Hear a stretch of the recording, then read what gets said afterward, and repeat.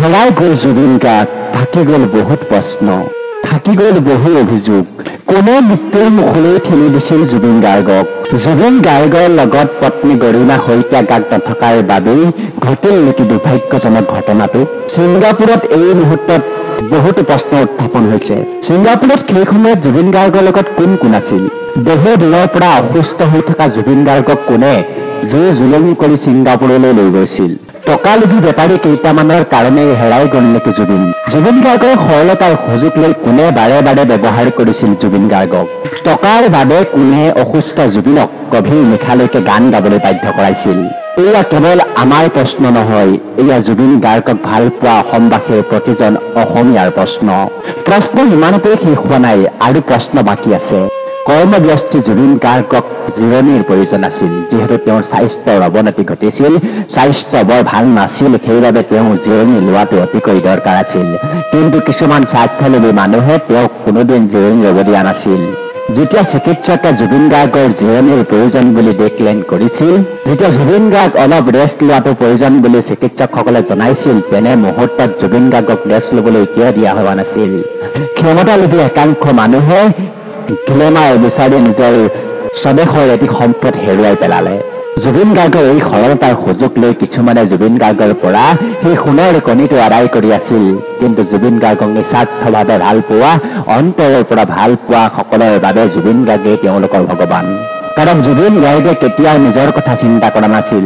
জুবিনে কোনোদিন নিজৰ ইনকামৰ টকা পইচাৰ হিচাপ ৰখাই নাছিল। জুবিনে সদায় নিজৰ জীৱনটো আনৰ বাবে উৎসৰ্গা কৰিছিল। উৰে নিশা গান গাই টোপনি সঠিক আৰ্জন কৰি অনা টকাসমূহ তেওঁ লোকৰ বাবেই খৰচ কৰিছিল। সেইবাবেই জুবিন গাৰ্গ সকলোৰে বাবে ভগৱান স্বৰূপ আছিল। যিজন ব্যক্তিক ভাল পোৱাৰ সংখ্যা অত্যকৈ বেছি, যিজন মানুহক ভাল পোৱাৰ বাবে কিছু লোকে বিষ প্ৰাণ কৰি মৃত্যুবৰণ কৰিবলৈ সাজু থাকে এনিটাইম। জুবিন গাৰ্গৰ দীৰ্ঘায়ু কামনা কৰি অসমবাসীয়ে সদায় ভগৱানৰ ওচৰত প্ৰাৰ্থনা জনাই আহিছিল। তেনে এজন মহান ব্যক্তিক স্বাৰ্থলোভী কেইজনমান ব্যৱসায়ীয়ে বাহিৰত নি মাৰি পেলালে বুলি অভিযোগ উঠিছে। অসম আৰু অসমৰ বাবে সদায় কাম কৰা জুবিনক জিৰণিৰ প্ৰয়োজন আছিল। কিন্তু টকা আৰু গ্লেমাৰৰ পিছত দৌৰি থকা কেইটামানি জ্ঞানী ব্যৱসায়ী ভণ্ডতাই জুবিন গাৰ্গক কোনোদিনে জিৰণি ল'ব দিয়া নাছিল।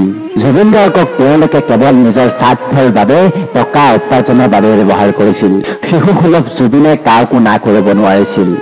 হয়তো সেই সুযোগ লৈ সংস্কৃতিৰ নামত বেপাৰ চলোৱা কেইটামান ভণ্ডই জুবিনক সদায় ব্যৱহাৰ কৰিব গৈছিল।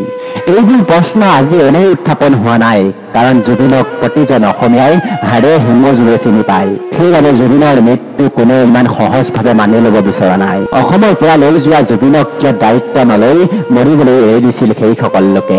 উৰে নিশা গান পৰিৱেশন কৰা জুবিনক কিয় জিৰণি ল'ব দিয়াৰ বিপৰীতে স্কুবা ডাইভিঙৰ বাবে অনুমতি দিছিল?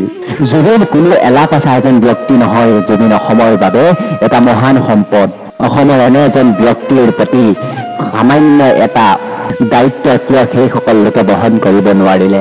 জুবিনৰ সংগীত অনুষ্ঠানত আগে পিছে ঘূৰি থকা কোনোবা এজন অনুগায়ীয়ে লগ কৰিবলৈ গ'লে, ফটো কপি উঠিবলৈ গ'লে বাধা দিয়া সেই ব্যৱস্থাটো অসমত আপুনি নিশ্চয়কৈ দেখিছে। কিন্তু অসমত সেই সুৰক্ষা দেখুওৱা ব্যক্তিসকলে আজি বাহিৰত কিয় জুবিন গাৰ্গক সুৰক্ষা দিব নোৱাৰিলে?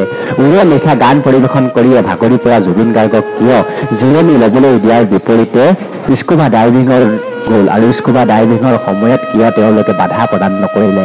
যিসকলে জুবিন গাৰ্গৰ ওচৰলৈ কাকো যাব দিয়া নাছিল, সেইসকলে জুবিন গাৰ্গৰ ওচৰলৈ মৃত্যু কিয় আহিবলৈ দিলে? জুবিনৰ স্বাস্থ্যৰ কথা অৱগত হোৱাৰ পিছতো, লাইফ জেকেট নথকাৰ পিছতো কিয় সাগৰত মৰিবলৈ এৰি দিলে? এনে অজস্ৰ প্ৰশ্নই এতিয়া অনুৰাগীক অস্থিৰ কৰি তুলিছে। কাৰণ এয়া কোনো অজানিতে হোৱা ভুলৰ পৰিণাম নহয়। আৰু যদি কাৰোবাৰ সামান্য এটা ভুলৰ বাবে জুবিন গাৰ্গ হেৰাই গ'ল, তেতিয়া সেয়া কেতিয়াও ক্ষমাৰ যোগ্য নহয়। ইয়াৰ শাস্তি ভুগিবই লাগিব। ইতিমধ্যে ছিংগাপুৰ আৰক্ষীৰ সৈতে অসম চৰকাৰৰ আৰক্ষীয়ে অহৰহ যোগাযোগ কৰি আছে, আৰু ছিংগাপুৰ আৰক্ষীয়েও ঘটনাটোক গুৰুত্বপূৰ্ণভাৱে গ্ৰহণ কৰি তদন্ত আৰম্ভ কৰিছে। অসম চৰকাৰৰ লগতে অসম আৰক্ষীকো আমি এই ভিডিঅ'টোৰ জৰিয়তে এই ঘটনাৰ পূৰ্ণ তদন্ত আৰু অতি সোনকালে উলিয়াবৰ বাবে দাবী জনাইছো। কেনেকৈ কি হ'ল, কেনেকৈ সংঘটনা সংঘটিত হ'ল ঘটনাটো আৰু কাৰ ভয়ৰ বাবে জুবিন গাৰ্গ এই অসমৰ পৰা নোহোৱা হ'ল, ইয়াৰ সম্পূৰ্ণ উত্তৰ অসমবাসীক দিবই লাগিব। ছিংগাপুৰত নৰ্থ ইষ্ট ফেষ্টিভেল অনুষ্ঠিত কৰা শ্যামকানু মহন্তক সকলোৱে এতিয়া জবাবদিহি কৰিছে। অসমৰ বিভিন্ন স্থানত শ্যামকানু মহন্তৰ বিৰুদ্ধে এজাহাৰো দখল কৰা হৈছে। শ্যামকানু মহন্তৰ গুৱাহাটীস্থিত ঘৰো ঘেৰাও কৰিছে জুবিন অনুৰাগীসকলে। ঘটনাটো সংঘটিত হোৱাৰ পিছত শ্যামকানু মহন্তই যি স্পষ্টীকৰণ দিছে, সেয়া দেখাৰ পিছতো তীব্ৰ প্ৰতিক্ৰিয়াৰ সৃষ্টি হৈছে। শ্যামকানু মহন্তৰ সেই মন্তব্যত তেওঁ কৈছে, জুবিন গাৰ্গৰ দুৰ্ঘটনাৰ সময়ত তেওঁ হেনো ছিংগাপুৰৰ ব্যৱসায়ীসকলৰ সৈতে আলোচনাত ব্যস্ত আছিল আৰু যেতিয়া তেওঁ আলোচনাত বহি আছিল তেতিয়া জুবিনৰ মেনেজাৰৰ ফোন তেওঁলৈ আহিছিল আৰু ফোন যোগে তেওঁক মেনেজাৰটোৱে জুবিনৰ দুৰ্ঘটনাৰ বিষয়ে জনাইছিল।